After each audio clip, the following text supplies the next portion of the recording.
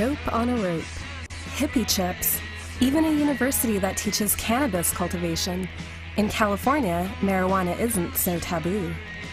It was the first state to legalize medical marijuana, and in the November 2010 election, it may become the first state to legalize it for recreational use. But legal or not, it seems that California already has a thriving cannabis culture. My journey into this controversial culture began in San Francisco's historic Haight District, the epicenter of the 1960s hippie movement. I met with Don Stannard Friel, a former hippie who used to live here and who agreed to show me around some of his old hangouts. This is a great place for music and weed, right here. Now a professor of sociology and anthropology, Don explains how the marijuana scene has changed since the 60s. This is where, you come to a concert and you have 10,000 people and smoking marijuana and doing whatever they were doing and dancing, and the whole scene was right here. This is the ground zero. The music, the sex, the drugs, consciousness was changing, and the generation was responding to the changes. And now you have young people that are coming here and expecting to find that, and it's been gone for 40 years now, right? And so they wind up living in the woods. So there's much more anger, I think. And so, they're smoking weed, but there's who knows what else. Not that back in the 60s too, but it was psychedelics, which can do horrible things to people. But I just didn't experience the anger that you feel right now. The mental health system. Even as Don was explaining the current problem of mentally ill and drug-addicted homeless people living in the park, we were interrupted by a drug deal going on completely out in the open. And, sir, can we ask you a question? What's that? She's doing a documentary on marijuana today, right, as opposed to back in the day, and I was here back in the day. All right, give me a second. I'll be free to talk in a minute. All right, cool. Thanks. Business.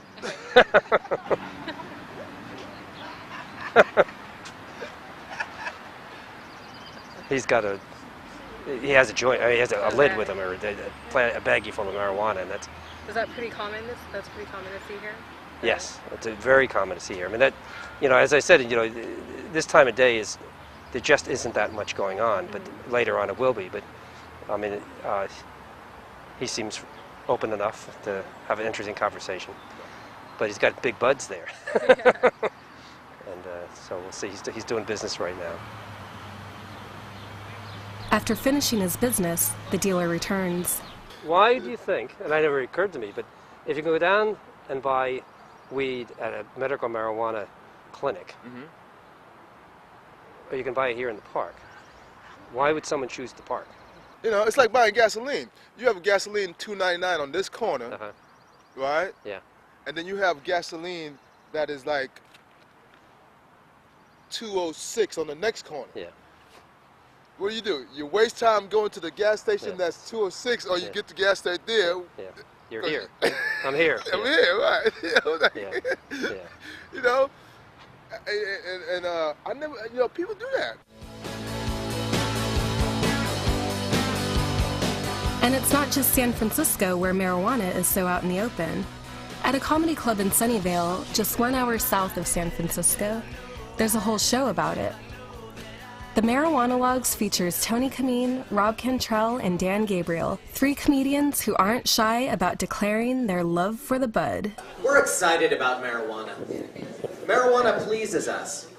And as the title of this show suggests, we're here to talk about marijuana.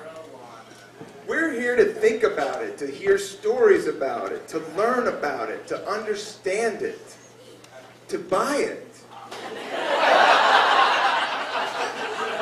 And by it, we mean marijuana. So why write a whole show about marijuana? I think pot is sort of borderline risque. It's not, it's like the breasts of sexuality, where like, who doesn't really like breasts? Who doesn't really have a problem with pot? But still, it's a little, just enough risque. How many people here think that marijuana should be legalized by applause?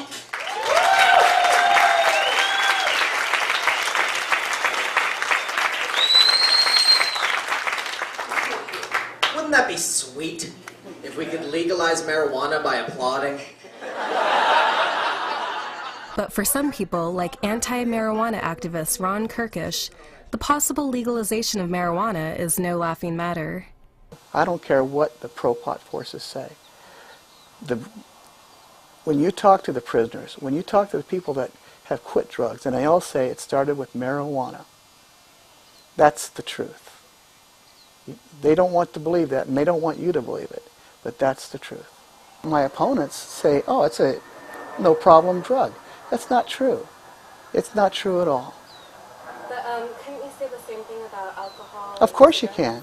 Of course you can. But those are legal. Yes, they are. And unfortunately, look at the damage alcohol and tobacco are doing to our society today.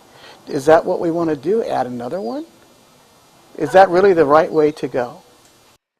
Still, there are others who disagree. Alex Woon started the San Jose State University chapter of Students for Sensible Drug Policies, a group fighting to fully legalize marijuana. I know a bunch of people who come to Americans for Safe Access, and they don't have a medical card, but they say that they only have a few months to live. They have either cancer, HIV, or AIDS, and if it helps them be able to function and live out the rest of their life, they should be able to. One of my best friends has epilepsy, so if he doesn't vaporize in the morning or doesn't eat an edible the night before, then he will have a seizure the next morning. It kind of sucks, but that's the reality of it. It's estimated that over 200,000 Californians now have a medical marijuana card, but anti-marijuana activists say that they're not being used legitimately. Less than 2% of the people that smoke marijuana for medicinal reasons use it for that reason. All the rest are using it for recreational use. They'll say they're sick, they've got a bad back, they hurt their leg, or they've got writer's cramp, or things like that, or they've got anxiety. That's the biggest one. I've got anxiety. I have to take a test today. I'm nervous. And so they want to go and use that as a ruse for smoking marijuana. And that's what I'm against. It's not FDA approved, and you have people out there that are criminals that are trying to sell it and make a buck and poison our kids. It's all part of the drug culture that they have, buy this stuff, it's good for you, it's medicine. It's all garbage. But according to Woon, it's not garbage. It does not cause cancer. It does not cause nearly as much harm as previously stated. It's never caused a single death alone. There are some pundits that say, well, if it does become legalized, then our children are going to be affected. They're going to be exposed to this devil weed. But I think we really need education. That's the main thing we need. Education is going to really shape how our children view marijuana. I mean, we have tobacco education, we have alcohol education. I don't see why we don't have marijuana education. Hopefully, California can be used as a model for the rest of the world that marijuana is not harmful. California legalized medical marijuana in 1996, and since then, the number of dispensaries has grown from less than 100 to over 1,000. There are even delivery services for patients too ill to leave their homes, like Medex in San Jose. Medex Deliveries, Daniel speaking, how can I help you? Can I get your doctor's recommendation number, please? I went to their headquarters to speak with Daniel Hovland, president of the company, about the medical community's role in the fight for fully legalizing marijuana. We're fighting for the same thing if you think about it. The communities that are saying, we want, to protect our kids, and that's exactly what we want to do. Through control and regulation of this industry, it'll be the same as like a pharmacy or a liquor store or a tobacco industry where, there's kids that aren't able to get that, and so they go through, well, of course, they're able to if they go through the wrong means, but to go to a liquor store and try and buy alcohol, for example, or go to a pharmacy and try and get a prescription that you don't have, of course, you're not going to be able to get it without proper identification or with a recommendation or a prescription, for example. So there's lots of institutions, medical institutions, that have been established, and we could be viewed as the same. So, I don't think that it's going to really hurt the industry, or it will hurt the people. Suffering a deficit of more than $20 billion, it could be a profitable move to legalize marijuana. It's estimated that over $1.3 billion in taxes could be made in the first year alone. I went to downtown Oakland to find out what the people of California think about this. It's already almost legalized. People, you couldn't ask anyone if it wasn't legalized now, you know what I mean? People wouldn't really, it's kind of hard. The boundaries just need to be a little bit more clear. It's a great thing. I'm looking forward to it happening. I think it will happen. I think it's good for the city. I think it's good for the state. I don't know what they put into marijuana, but there's something they put in it, and it's a stench. And the stench is horrible. And they don't seem to realize they're walking around and it smells. I don't think it's the right time to legalize it, partly because of all the drug trafficking that goes on in our border. And so I would be scared that more violence would occur. When people passed the peace pipe, it wasn't tobacco at first. It was marijuana and other naturally, you know what I'm saying, natural substances before it was that chemically processed tobacco. You know what I'm saying? It was marijuana. So I feel like, you know what I'm saying, if they legalize it, it would create a lot more stability in America. I think the tax revenue on that could be pretty lucrative, especially for a state that's sort of suffering financially. I don't know. It makes good sense, and it's California. Come on, you know? There may as well be one thing that everybody else in the world thinks about California that's actually true. So no matter what the outcome of November's election, it seems like marijuana has already become deeply implanted in California's culture. I picked up the San Francisco Weekly today, and it's all about drinking, and then you have some green relief stuff going on. Yeah. You know, California best. So it's actually already. I mean, whether it passes or not on paperwork, it's here. It's there.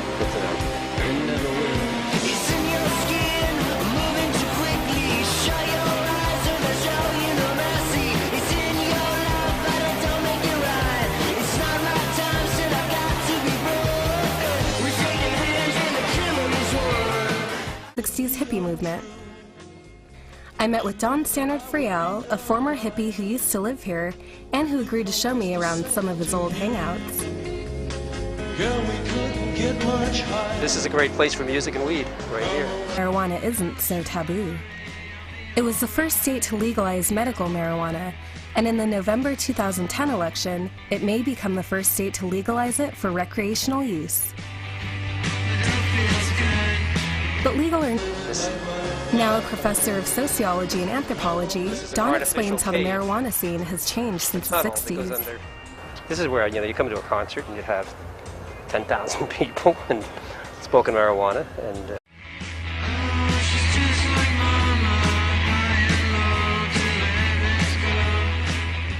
dope on a rope, hippie chips, even a university that teaches cannabis cultivation. In California, not. It seems that California already has a thriving cannabis culture. My journey into this controversial culture began in San Francisco's historic Haight District, the epicenter of the 19th